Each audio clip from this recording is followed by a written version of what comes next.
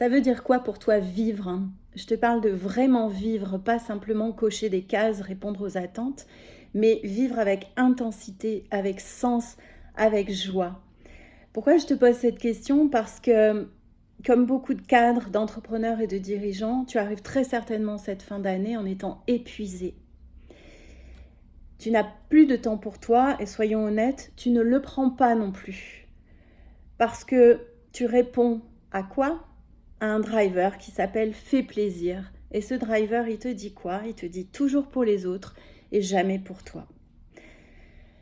Alors je voudrais prendre un temps pour te partager quelque chose d'important et qui me concerne puisque c'est un vécu très, personnel de ces derniers temps. Un rendez-vous médical. Tu sais, une de ces annonces dont tu te passerais bien, surtout quand tu vis déjà avec une maladie chronique. Une annonce qui te fait sentir à quel point, à un moment, ta vie, elle peut vraiment basculer. Et là, tu as le choix. Soit tu te laisses happer par la peur, par les ruminations, par toute cette projection que tu te fais par anticipation, tu te projettes dans le pire, soit tu choisis l'espoir. C'est ça que j'ai décidé. Alors, tu peux te dire que l'espoir, c'est ce truc qui est naïf et qui fait qu'on ignore les difficultés, le côté un peu béni oui et naïf.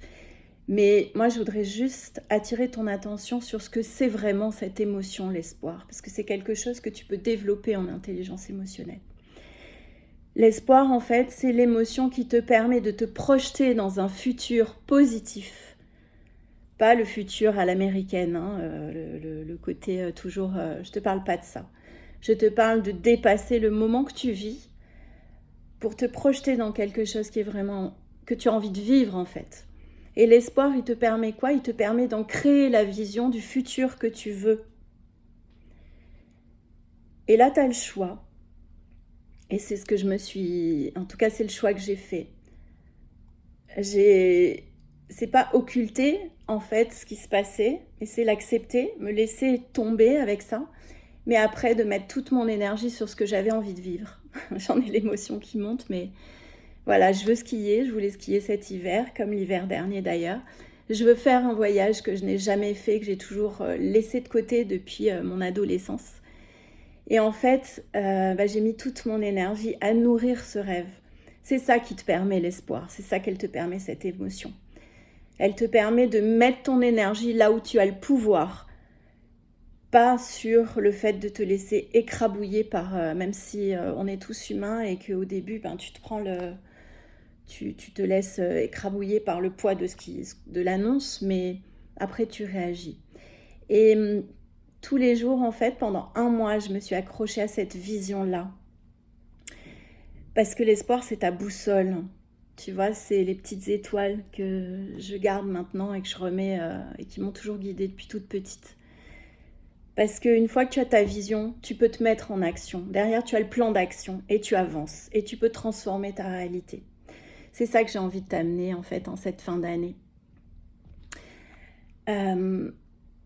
C'est le fait de... Tu peux pas imaginer la joie que j'ai eue en contrebalance. C'était... Enfin, je sais même pas si c'est français de te dire ça. Mais j'étais dans cette ambivalence entre la terreur de retourner voir le médecin un mois après et en même temps l'espoir que j'ai pu effectivement transformer les choses. Et moi, je suis là pour te dire que tu peux toujours y croire. C'est vraiment important de mettre ton énergie là-dessus. Et c'est pas du tout quelque chose d'utopiste de vouloir croire au meilleur. C'est du concret, c'est un acte conscient. Ma vision, je l'ai maintenant sur mon écran d'ordinateur. Chaque fois que je l'allume, elle est aussi en photo. Et comme ça, tous les jours, je passe devant. Et je veux croire en ça. J'avais juste envie de te dire que c'est quelque chose qui s'apprend, c'est quelque chose qui s'expérimente et c'est surtout quelque chose qui se vit. Je m'étais jamais rendu compte, pourtant j'avais souvent des personnes qui me disaient que je portais espoir, qu'on se moquait de moi sur la couleur de ma voiture en me disant c'est l'espoir. J'avais jamais pris conscience que oui, c'est un parcours de vie ça, d'apprendre à rebondir après les obstacles et d'en faire un tremplin pour avancer. Donc, je te repose la question, Ça veut dire quoi pour toi de vivre? Qu'est-ce que tu as envie de ressentir? Qu'est-ce que tu as envie d'accomplir? Qu'est-ce que tu as envie d'expérimenter? Et surtout, qu'est-ce que tu veux commencer à faire aujourd'hui pour nourrir cette vision-là? Quel est ton petit pas? Voilà. Donc pour celles et ceux qui ne me connaissent pas, je m'appelle Carole. Je suis coach en santé et bien-être. Je m'intéresse en particulier à l'accompagnement des dirigeants, des entrepreneurs et des cadres.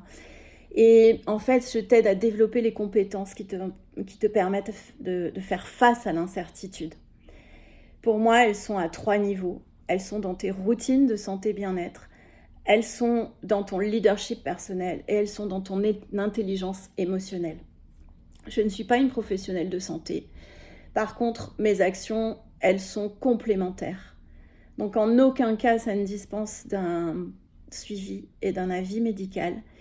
Mais moi, je m'intéresse à la motivation profonde et à te mettre en mouvement vers ta vision. Donc je te repose la question, qu'est-ce que tu as envie de vivre? Mets-toi en mouvement et ça commence maintenant. Si tu as envie d'aller plus loin, je t'invite à me rejoindre lors d'un prochain atelier que je mène en janvier. Mes ateliers, en tout cas ce que je te propose gratuitement, il s'appelle Reboost et c'est vraiment pour te montrer qu'en 1 heure, tu peux déjà changer la donne. Alors peut-être à bientôt et en tout cas je te souhaite de belles fêtes de fin d'année.